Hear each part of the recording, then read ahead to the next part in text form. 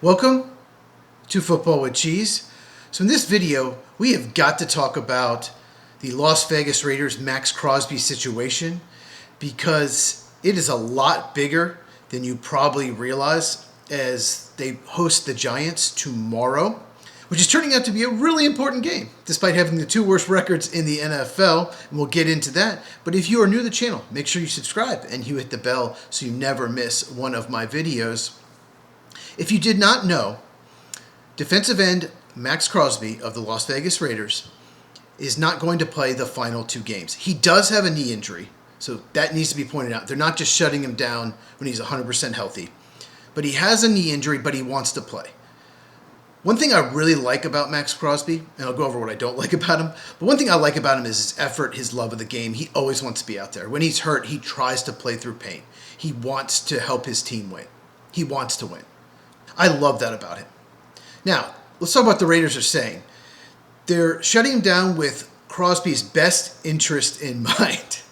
Okay. Basically, they don't want him to get hurt. And what if he tears his ACL, tears his Achilles, is not ready to go at the beginning of the year? Completely understand. They should actually come out and say that. He's got a knee injury. We don't want to make it worse. We want him to participate in the all off season. We're focused on 2026, all of that. That's what they should come out and say. But here's why they're doing this. It's not the knee injury. They're doing this to tank. They're doing this to get the first pick in the draft. We all know this. This is Tankathon season.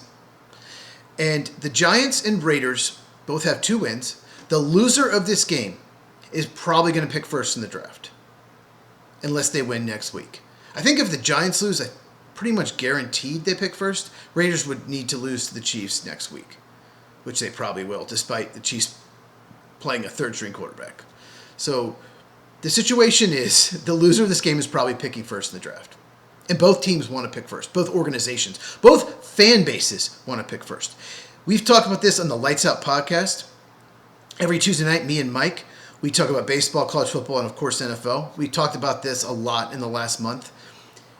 If your team is not going to make the playoffs, the fans want you to lose as many games as possible and pick higher in the draft. It's not necessarily about picking higher, getting a better player.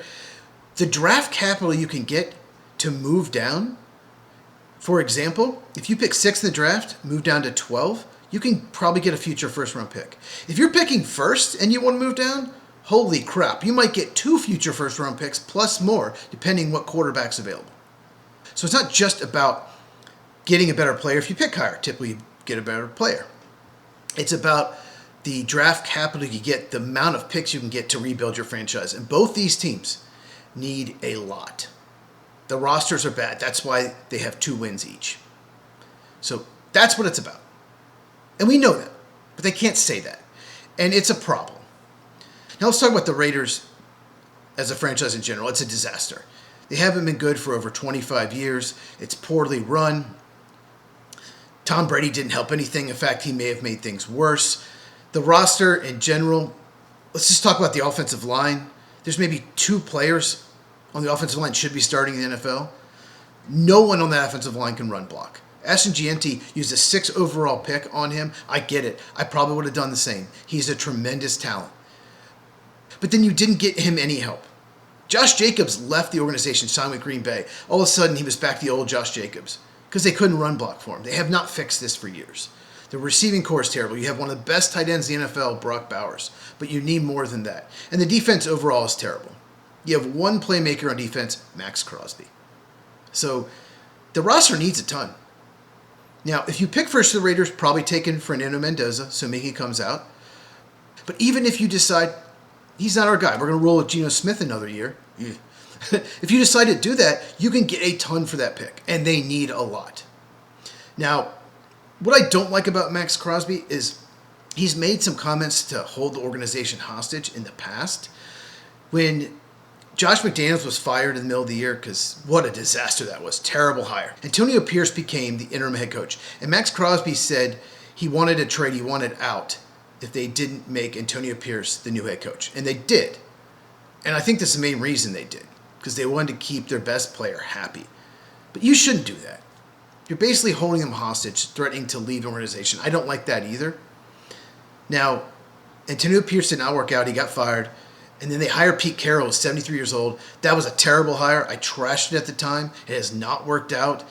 Pete Carroll did win a Super Bowl with Seattle. To be honest, I don't think he did a good job there, but he should have won at least 2, maybe more, because they had an unbelievable roster, unbelievable defense.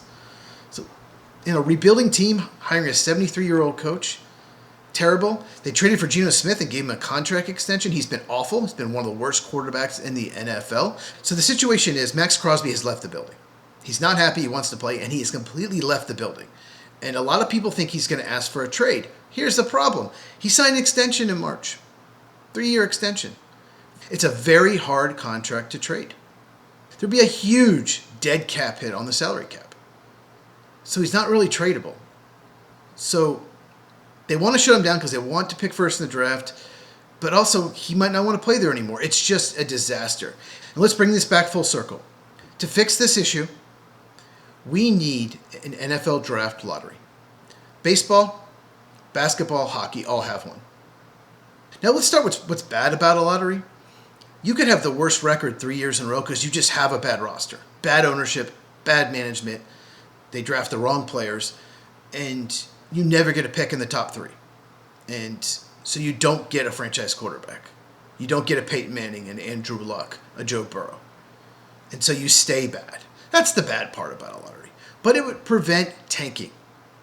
Typically in baseball and NBA, I think you have a 25% chance, if you have the worst record, to win the lottery. So 1 in 4 chance, basically. And it trickles down from that. Basically, every team that doesn't make the playoffs has a shot. I don't know that 9 and 8 teams should have a shot at picking first, but the point is, this would prevent tanking. Because you cannot guarantee you're going to get the first pick. And like I said, the years with like Peyton Manning, Andrew Luck, Joe Burrow, having the first pick can completely change your organization. A couple years after he was drafted, Joe Burrow is taking the Bengals to the Super Bowl. You cannot win in the NFL without a franchise quarterback. And some years you're going to have a quarterback that's just pretty much a guaranteed home run. Not always. Sam Bradford, a lot of people thought he was like guaranteed. Trevor Lawrence is playing well now. Jury's still out. So it's not guaranteed. But the point I'm trying to make is we need to do something about this tanking. Because players want to win. They want to play hard. And fans do not want them to win. I talked to Mike about this on the Lights Out podcast. He's a Bengals and Cardinals fan. Those teams are not making the playoffs. He wants them to lose as many games as possible. And I would too. I would too if I was a fan of those teams. And if I'm a Raiders or Giants fan, I want to lose this game. And I will be mad at the organization for winning it. That's the way fans react. And players hate it. Let me give you the quote from Maxx Crosby. Let me find it. He says, "I don't give a shit about the pick, to be honest. I don't play for that. That's not my job. My job is to be the best defensive end in the world. That's what I focus on every day. Being a great leader, being an influence, being that guy on a consistent basis for my team." I absolutely get that. I love hearing that. But that does not help your organization going forward. So it's a messed up system. So we need a lottery. So Raiders fans, Giants fans, NFL fans, let me know in the comments. Do you agree with me? Do you think we need a lottery? What do you think about tanking? Do you want your team to tank if they're not going to make the playoffs? If you enjoyed this, please give me a thumbs up. Really helps out the channel. Once again, if you have not subscribed, do so now. Link for the podcast is in the description, so make sure you check that out. Like I said, every Tuesday night, 8 Eastern, 5 Pacific. Share this with anyone who loves football. I cover all 32 teams on this channel. If you have not, check out this video about DK Metcalf, and I will see you in the next one.